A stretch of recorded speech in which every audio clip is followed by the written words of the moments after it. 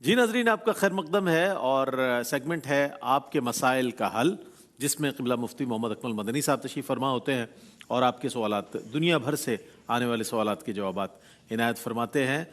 مفتی صاحب، آپ کی موجودگی کا فائدہ اٹھاتے ہوئے بہت سارے لوگ سوالات بھیج دیتے ہیں۔ اب یہ فرمائیے گا، ایک سوال یہ بھی آیا تھا گزشتہ دنوں، یہ صورتحال کراچی میں بھی رہی، سردی بہت شدید تھی، لوگوں نے کہا اس میں اگر ہم چاہیں، پانی گیس کے بھی فراہمی کا مسئلہ ہے، اس میں اگر تیمم کرنا چاہے پانی کی موجودگی کے باوجود، تو کیا تیمم کیا جا سکتا ہے؟ دیکھیں، اس میں اصول یہ ہوتا ہے کہ اگر تو سردی اتنی خطرناک ہے کہ انسان کے لیے باعث ہلاکت ہو اور اس کے پاس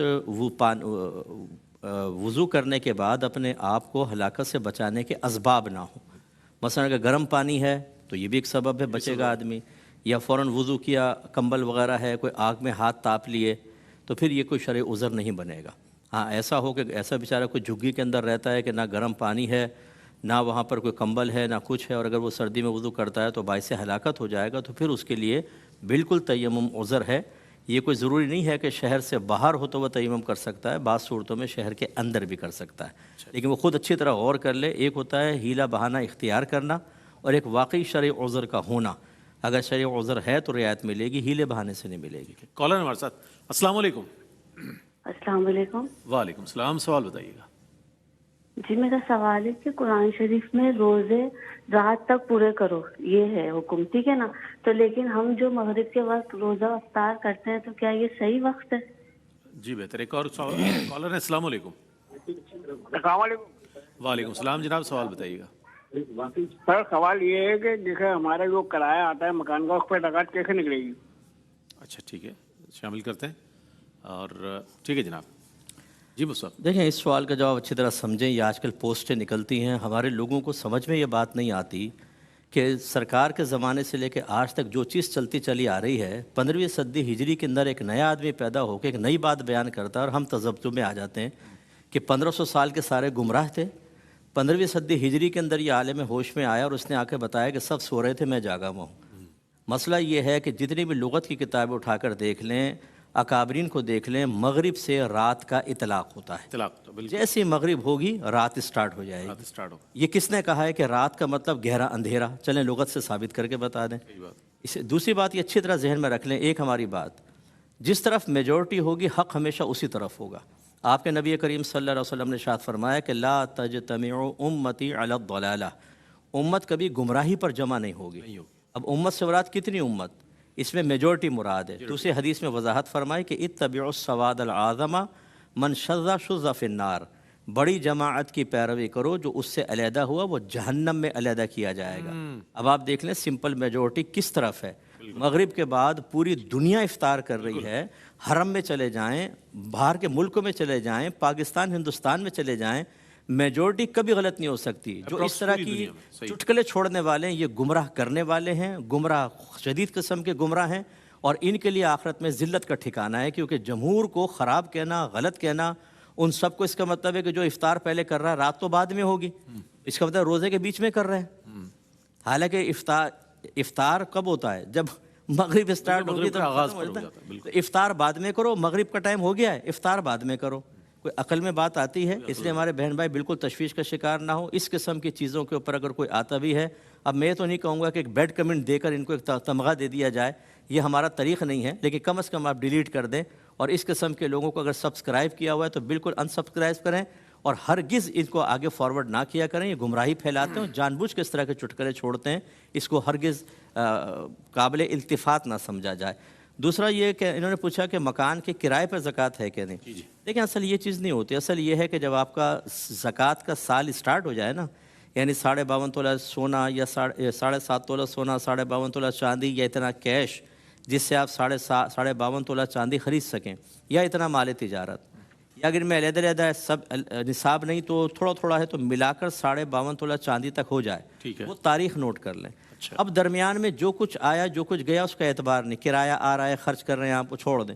سال کے اینڈ میں تاریخ دوبارہ آئے، مثلا 1 محرم تھی اور 6 بجے آپ نے سمجھا کہ میرے پاس نصاب ہے، تو اگلے سال کی 1 محرم کے 6 بجے اب آپ دیکھیں آپ کے پاس کتنا مال موجود ہے۔ ہو سکتا ہے کرایہ آیا ہو، خرچ بھی ہو گیا ہو، سیلری آئی، خرچ ہو جاتی ہے، جو اس وقت موجود ہے نا اس کے اوپر زکوٰۃ بنے گی۔ एग्जैक्टली अच्छा जनाब, जो कैश इन हैंड है बस उसका मुफ्ती साहब ने बहुत अच्छे पूरा साल गुजरने के बाद। एक और कॉलर हमारे साथ। अस्सलाम वालेकुम। वालेकुम अस्सलाम। जी जनाब। जी मेरा सवाल ये है, हम किसी मैयत को अमानतन कहीं हम है ना फिल वक्त हम कहीं दफना सकते हैं मैयत को? अच्छा अमानतन, ठीक है। अमानतन के कुछ टाइम के लिए यहाँ दफना दी, फिर इसके वर्षा आ गए तो वो जगह बताएं कहीं और दफना दी। ओके ओके ठीक। जी साहब क्या कहिए? मज़हब इस्लाम में इसका कोई तस्वुर नहीं है, बल्कि शदीद तरीन ममानात है कि एक दफ़ा मुर्दा कब्र में चला जाए तो उसके और उसके रब के माबैन कुछ ऐसे मामलात स्टार्ट हो जाते हैं कि बाज़ औक़ात उनका इंकिशाफ मुनासिब नहीं होता, क्योंकि चीज़ें मुनकशिफ हो जाती हैं। जैसे बाज़ कुबूर अचानक खुल गई तो देखा एक नौजवान का देखा तो जंजीरों में जकड़ा हुआ है, एक नौजवान खुद अपना हाथ चबा रहा था, एक को देखा कि उस पर सांप मुसल्लत था, उसके मुंह को जकड़ा हुआ था। तो इस किस्म के मामलात हो जाते हैं। तो ये अमानतन दफनाने का मज़हब इस्लाम में कोई तस्वुर नहीं है। जहाँ दफना दिया गया बस ठीक है। जैसे बाद वक़्त गाँव वगैरह में कोई आया और वहाँ हो गया, हमने दफना दिया, अब उसके वरसा उसको निकाल नहीं सकते, फातिहा वगैरह पढ़ लें, अच्छा निकाल के लेके जाके अपने इलाके में दफना के करेंगे क्या? करेंगे, ज़मीन तो वही रहेगी ना। हाँ, कब्रिस्तान में तो वैसे नहीं आना उन्होंने, और इसाले सवाब करना है तो उसके लिए करीबी कब्रिस्तान ज़रूरी नहीं, आप तो दूर से भी कर दें, वो पूरी कायनात में पहुँच जाएगा। इसलिए बाहर निकालना बिल्कुल गलत होता है। ठीक है, एक और कॉलर है। अस्सलाम वालेकुम। जी अस्सलाम वालेकुम, जल्दी से सवाल कर लें। अस्सलाम वालेकुम। जी वालेकुम सलाम। सर अस्सलाम वालेकुम। जी वालेकुम सलाम, सवाल बताइएगा। सर मैं सवाल ये है मेरा कि मैं गवर्नमेंट की जॉब करता हूँ, हम मंथली उसमें से कुछ अमाउंट जो है वो जमा करवाते हैं जी जी। और हमें सालाना उस पर इंटरेस्ट मिलता है। पता ये करना है क्या वो इंटरेस्ट सूद में आता है या लीगल है? ठीक है जनाब, शामिल करते हैं। एक और कॉलर है। अस्सलाम वालेकुम। जी वालेकुम सलाम जी। जनाब सवाल बताइए।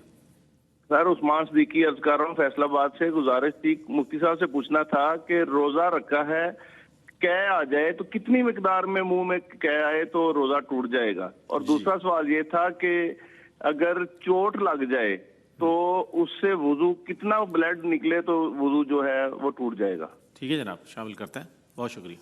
जी साहब। ये पीएफ फंड जो होता है ना, जिसमें हमारी सैलरी डिडक्ट हो रही है, प्रोविडेंट फंड जो है, जी हाँ, इस पर ज़कात का पूछा ना इन्होंने। जी जी।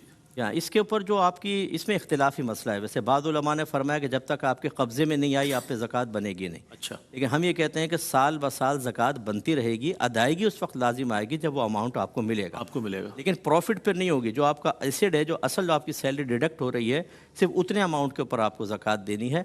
जो नफ़ा वगैरह होगा वो एक अलग चीज़ है, उस पर ज़कात नहीं होगी। हाँ, उसके कब्ज़े में आने के बाद एक साल गुजरे तो फिर ये अलग मसला है, उस पर नहीं होगी। और ये क़ै का मसला बताया था कि देखें 3 शराइत जमा होंगी तो रोज़े में क़ै की वजह से रोज़ा टूटेगा। नंबर 1 रोज़ा याद हो, नंबर 2 जानबूझकर कोई अमल किया हो, और नंबर 3 मुँह भर क़ै हो। मुँह भर का मतलब इतने प्रेशर से आए जिसको रोकना बहुत मुश्किल हो। ये 3 अगर नहीं है, मसलन वैसे आपने ज़्यादा खा लिया, तबीयत बिगड़ी, वोमिटिंग हो गई, तो ये कोई जानबूझकर नहीं करना होता, ये तबीयत के बिगड़ने की वजह से, चाहे कितनी ही ज़्यादा क्यों ना हो, इससे रोज़ा नहीं जाएगा। ये जहन में रखें। 3 शराइत को जमा देख लें, अगर जमा है तो रोज़ा जाएगा, वरना नहीं जाएगा। और अगर चोट वगैरह लग जाए तो इसमें देखा जाता है कि क्या इतना ब्लड निकला है कि अगर आप उसको ना रोकते या साफ़ ना करते तो वो चल पड़ता। अगर वो चलने की सलाहियत रखता है, जिसको हम बहने की सलाहियत भी कहते हैं, तो रोज़ा वुज़ू टूट जाएगा। चाहे आपने बहने ना दिया हो, मसलन थोड़ा सा बहा तो निकला, आपने साफ़ कर दिया, फिर निकला, साफ़ कर दिया, फिर निकला, साफ़ किया। अब बहने तो नहीं दिया, लेकिन आप गौर करेंगे अगर मैं इसको ना रोकता तो क्या बह जाता कि नहीं। असल बहने की सलाहियत है, फिज़िकली तौर पे बहना ज़रूरी नहीं है। तो लिहाजा अगर आपको गुमान है कि मैं ना रोकता तो ये बह जाता तो वो तो टूट जाएगा। और अगर आपने टेढ़ा करके देखा नहीं चल रहा, थोड़ा ब्लड निकला, नहीं चल रहा, बिल्कुल अपनी जगह रुका हुआ है, तो इससे वुदू नहीं जाएगा। और ये पाक भी होता है, अगर कपड़े पे लग जाए तो कपड़ा नापाक नहीं होगा। ठीक है, कॉलर है। अस्सलाम वालेकुम। जी अस्सलाम वालेकुम। अस्सलाम वालेकुम। वालेकुम अस्सलाम। जी जनाब, सर सवाल सदाकत अली बात कर रहा हूँ हैदराबाद से। जी जी। हजूर मुझे हजरत साहब अपना मुफ्ती साहब से मशवरा करना था कि हमारे पास 2 तोला सोना है। अच्छा जी जी फरमाएं। जी जी, आपकी तो बात आ रही है।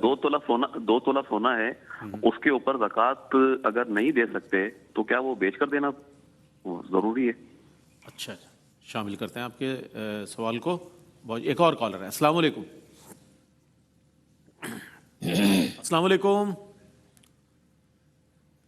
जी जी, मुफ्सद जवाब दीजिएगा। جی دیکھیں 2 تولہ اگر صرف سونا ہے اور کوئی بھی مال نہیں ہے مال نہیں. تو اس پر زکوٰۃ نہیں بنے گی. اچھا. کم از کم 7.5 تولہ سونا ہوتا تو زکوٰۃ بنتی. اگر سونا ہے 2 تولہ اور کچھ سیونگ بھی رکھی ہوئی ہے یا پرائز بانڈ وغیرہ ہیں، سیونگ سرٹیفکیٹ ہیں، یا آج کل بٹ کوائن کرپٹو کرنسی، یہ بھی ایک مالی حیثیت رکھتی ہے، ڈیجیٹل کرنسی ہے آپ کی، یا مال تجارت ہو، تو پھر اس کو ہم سونے کو کرنٹ اس کی ویلیو نکال کر کیش وغیرہ میں ایڈ کر کے پھر اس پہ زکوٰۃ بنے گی. لیکن اگر صرف 2 تولہ سونا ہے، اس کے علاوہ کوئی مال نہیں ہے تو کوئی زکوٰۃ نہیں ہوگی. ٹھیک ہے. اچھا مفتی صاحب ایک اور بھی سوال ہمارے پاس یہ تھا کہ کیا کوئی خاتون اذان دے سکتی ہیں؟ دیکھیں عورت کے لیے اذان دینا مکروہ تحریمی لکھا ہے. اچھا. یعنی اس صورت میں کہ جب کوئی اسپیکر وغیرہ پہ دے اور اس کی آواز لوگوں تک پہنچے تو یہ غلط ہے. ہاں اگر بہنیں ہماری گھر میں ہیں، جیسے اکیلی نماز پڑھ رہی ہیں، ہلکی سی اذان دے لی کہ مردوں تک آواز نہیں گئی برکت کے لیے، تو اس میں کوئی منع بھی نہیں ہے. لیکن ایسی اذان جو مرد دیتے ہیں کہ دور تک آواز پہنچتی ہے، یہ مکروہ تحریمی لکھی ہے، یعنی گناہ گار ہوں. ٹھیک ہے. کالر ہے. السلام علیکم. السلام علیکم. جی وعلیکم السلام. سوال بتائیے گا. یہ مفتی صاحب سے یہ سوال کرنا تھا کہ تراویح کے بارے میں پوچھنا تھا. تراویح پڑھنا لازمی ہے؟ ٹھیک ہے، شامل کرتے ہیں آپ کے سوال کو. جی صاحب. جی تراویح لازم. آپ اجازت دیں تو ایک اور کالر. جی ہاں لے لیں. السلام علیکم. وعلیکم السلام ورحمۃ اللہ وبرکاتہ. سوال بتائیے. ہیلو. جی آواز آ رہی ہے، سوال بتائیں. جی میرا کوشچن یہ ہے کہ نماز پڑھتے ہوئے جو ہے وہ واجب چھوٹ گیا، صورت ملانی تھی نہیں ملا سکے، تو دونوں طرف جو ہے اس کے بعد جو ہے دوسرا غلطی اس طرح ہو گئی کہ نماز سجدہ صاحب کرنا تھا تو نہیں کیا، سجدہ صاحب بھی نہیں کیا، دونوں طرف سلام پھیر دیا، تو پھر اس نماز کا کیا حکم ہوگا؟ ضرور شامل کرتے ہیں. جی جی صاحب. دیکھیں تراویح بانا میں لازم ہے کہ یہ سنت مؤکدہ ہے، اور سنت مؤکدہ کا حکم یہ ہوتا ہے کہ 1-2 بار چھوڑا تو برا کیا، اور چھوڑنے کی عادت بنا لے، یعنی لگاتار 3 دفعہ یا اس سے زیادہ دفعہ، تو گناہ گار بھی ہوں گے. اس لیے رمضان کی تمام راتوں میں 20 رکعت تراویح پڑھنا ہر عاقل بالغ مسلمان مرد و عورت کے لیے سنت مؤکدہ ہے. لیکن فرض کر لیں کسی دن اگر نکل گئی تو اس کی قضا نہیں ہوتی، اللہ کی بارگاہ میں توبہ کریں اور بالکل اس کو ادا کرنا لازم ہے. ہاں اس میں آسانی یہ ہے کہ اگر کھڑے ہو کر پڑھنے میں تکلیف ہو رہی ہے تو بلا عذر بیٹھ کے بھی پڑھ سکتے ہیں. لیکن اگر بلا عذر بیٹھ کے پڑھا ثواب آدھا ہو جائے گا، گناہ نہیں ہے. بیٹھ کے بھی پڑھ سکتے ہیں، ویسے اچھا ہے کہ کھڑے ہو کر پڑھیں. اور اگر نماز میں سجدہ صاحب لازم تھا اور آخر میں جو ہم سلام پھیر کے پھر 2 سجدے کرتے ہیں، غلطی سے دونوں جانب سلام پھیر لیا تو اس سے کوئی فرق نہیں پڑے گا. 2 سجدے کریں اور اس کو کنٹینیو رکھیں، ورنہ اصل تو یہ ہے ہی خلاف قیاس. اچھا. اب آپ ایک طرف السلام علیکم کہتے ہیں، اب نماز سے بظاہر باہر ہو جاتے ہیں. اس لیے امام شافعی کہتے ہیں کہ سلام نہیں پھیرا جائے گا، 2 سجدے فوراً کیے جائیں گے کہ سلام سے تو آپ باہر ہو گئے. لیکن ہم کہتے ہیں کہ چونکہ نبی کریم صلی اللہ علیہ وسلم کا طرز عمل ثابت ہے، تو جب نبی سے ثابت ہے تو چاہے خلاف قیاس کیوں نہ ہو، تو جب ایک طرف سے نماز سے باہر ہو رہے ہیں تو دوسری طرف سے کوئی زیادہ فرق نہیں پڑے گا. اگرچہ نہیں کرنا چاہیے، سنت یہی ہے، لیکن کر لیا تو کوئی فرق نہیں ہے. اسی پہ سجدہ صاحب کی بنیاد ہوگی. ٹھیک ہے. کالرز ہیں ہمارے ساتھ. السلام علیکم. وعلیکم السلام ورحمۃ اللہ وبرکاتہ. سوال بتائیے. جی حضرت صاحب سے سوال عرض یہ کرنی تھی کہ فوریکس ٹریڈنگ کے بارے میں تھوڑا رہنمائی فرما دیں کہ یہ کرنا حلال ہے یا حرام. اور دوسرا اس ضمن میں عرض یہ تھی کہ سننے میں آیا کہ بائنانس کو پاکستان میں رجسٹرڈ کر دیا گیا ہے، تو اس حوالے سے بھی تھوڑا بتا دیں کہ اس میں کرپٹو کرنسی اور فوریکس کا کام پھر. ٹھیک ہے. ایک اور کالر ہے. السلام علیکم. وعلیکم السلام. جناب سوال بتائیے. سوال یہ کہ سر میرے پاس کوئی کچھ رقم تھی جو میں نے پچھلے سال گھر بنانے میں ساری لگا دی ہے، میرے پاس اب کیش نہیں ہے، لیکن میرے پاس کوئی 24-25 گرام میرے پاس سونا ہے، کہ اس پہ زکوٰۃ پھر بھی بنتی ہے؟ ٹھیک ہے جناب، شامل کرتے ہیں. بہت شکریہ. جی مصطفیٰ کیا فرماتے ہیں؟ یہ دیکھیں جو بھی انٹرنیٹ کے اوپر آپ کسی بھی قسم کی ٹریڈنگ کرتے ہیں، چاہے وہ کرنسی کی ہو چاہے گولڈ کی ہو، خرید و فروخت میں ابتدائی شرط یہ ہوتی ہے کہ آپ خرید تو سکتے ہیں آن لائن، لیکن اسے آگے بیچ نہیں سکتے ہیں جب تک کہ اس پر قبضہ نہ کر لیں. اب اس میں قبضہ کرنا یا تو یہ ہو کہ وہ آپ کو یہاں بھیج دیں ڈیلیوری باقاعدہ، تب آپ قبضہ کر کے آگے بیچیں، یا پھر آپ وہاں کسی کو وکیل بالقبض بنا دیں کہ وہ آپ کے چیز کے اوپر قبضہ کرے. جیسے امریکہ سے آپ نے پرچیزنگ کی ہے تو وہاں کوئی آدمی آپ کی چیز کے اوپر قبضہ کرے، پھر آگے وہ سیل کرے گا. یہ بھی پاسبل ہے اس وقت آسانی کے لیے کہ جس جگہ سے آپ کر رہے ہیں پرچیزنگ، آپ خریدنے کے بعد پھر اس کو وکیل بنائیں. اچھا. کہ آپ وکیل بالقبض بن کر اور پھر وکیل بالبیع بھی بن جائیں، اس کو آگے میرا بیچ دیں بعد میں، پہلے یہ سودا کمپلیٹ ہونے کے بعد. لیکن اس میں اکثر ایسے ہوتا ہے کہ سامنے بعض اوقات چیز موجود ہی نہیں ہوتی، نہ گولڈ ہوتا ہے نہ کرنسی ہوتی ہے، خالی وہ بسکٹیں دکھا دیتے ہیں اور ڈالر پاؤنڈ دکھانے کے بعد پر ہی کام چل رہا ہے، اسی پہ کام چل رہا ہے، آپ کا پیسہ یہاں منگا لیں گے، ذرا ریٹ بڑھے گا، اسی میں سے آپ کو پروفٹ دے دیتے ہیں۔ اگر اس قسم کی صورتحال ہے تو بیع بھی نہیں ہوئی، تو اس لیے اس سے اجتناب کرنا ہی ہم کہتے ہیں بہتر ہے۔ اور یہ کرپٹو کرنسی وغیرہ اگر تو گورنمنٹ اس کو اللیگل کر دیتی ہے، اجازت دی ہے، اگر ان کی نالج میں ہے تو پھر ٹھیک ہے، اسٹیٹ بینک اس کو اون کرے، کم از کم اسٹیٹ بینک اس کی پرمیشن دے، کیونکہ آگے جتنے بھی دھوکے وغیرہ ہوں گے وہ پھر اس کو بیک پر اسٹیٹ بینک ہوتا ہے یا ہماری سیکورٹی ہوتی ہے جو فورسز وغیرہ کوئی بھی ہوتی ہیں، اور اس کے علاوہ پھر اس پہ باقاعدہ ٹیکس کا نظام چلے گا، جتنا آپ انویسٹمنٹ کرتے ہیں اس پہ آپ ٹیکس بھی دیں گے۔ ابھی تو کروڑوں روپے لوگوں نے لگا کر اور ٹیکس بچا کر، اس سے بہت ملک کو بھی نقصان ہوتا ہے اور دیگر چیزیں بھی ہوتی ہیں، تو اگر لیگل ہے تو کر سکتے ہیں، اللیگل ہے تو اس سے اجتناب کرنا لازم ہوگا۔ انہوں نے شاید کہا تھا کہ میرا 25-26 گرام سونا اور باقی میں نے انویسٹ کیا ہے کچھ پیسہ، انہوں نے گھر کی تعمیر میں لگا دیا جو پیسہ تھا، جو سونا ہے اس کی تعداد انہوں نے بتا دی۔ اگر 7.5 تولہ سے کم سونا ہوتا ہے اور کوئی بھی ان کے پاس کیش وغیرہ نہیں ہے تو اس پر زکوٰۃ نہیں ہوگی۔ ٹھیک ہے، کالر ہیں، السلام علیکم۔ جی وعلیکم السلام، یہ مفتی صاحب سے سوال ہے میرا۔ جی اگر ہم تراویح پڑھنے کے لیے جاتے ہیں، شروع کی 4 رکعت یا 8 رکعتیں نکل جاتی ہیں تو اس کو ہم پچھلی رکعتیں کس طرح سے دوہرائیں گے، یا اس سے پہلے ہم پڑھیں گے یا جماعت کے ساتھ ہم اسٹارٹ کریں گے؟ ضرور شامل کرتے ہیں۔ ایک اور کالر ہے، السلام علیکم۔ ریکارڈنگ لا دی ہے۔ السلام علیکم۔ ایک اور، اچھا جی مفتی صاحب کیا کہیے؟ دیکھیں کچھ تراویح اگر نکل جائیں، یہ ذہن میں رکھیں کہ تراویح کا وقت عشاء کے فرائض کی ادائیگی کے بعد شروع ہوتا ہے۔ اگر امام صاحب نے تراویح شروع کر دی ہے تب بھی آپ کو علیحدہ فرض پڑھنے ہوں گے عشاء کے، پھر آپ شامل ہوں، اور اگر آپ ڈائریکٹ شامل ہو گئے تو یہ نفل ہوگی، آپ کو بعد میں فرض پڑھ کے پھر تراویح پڑھنی ہوگی۔ ابھی آپ نے فرض پڑھے پھر تراویح میں شامل ہو گئے، جو نکل گئی تھیں وہ وطر سے پہلے بھی پڑھ سکتے ہیں، وطر کے بعد بھی پڑھ سکتے ہیں، اور باقی میں خیال میں یہ کہہ سکتا ہوں۔ جی بالکل، بہت شکریہ ادا کریں گے مفتی صاحب، اور بہت کم وقت میں بہت زیادہ ماشاءاللہ آپ کے، اور اگر مجھے تو امید ہے کہ اگر ہمارے پاس وقت زیادہ ہو جائے تو سوالات کی تعداد بھی بہت زیادہ ہو جائے گی۔ جو شامل ہو گئے ہیں بہت اچھی بات ہے، جو نہ ہو سکے انشاءاللہ کل ضرور ٹرائی کیجیے گا اور شامل ہوں اس سیگمنٹ میں تاکہ آپ کے سوالات کے جوابات دیے جا سکیں۔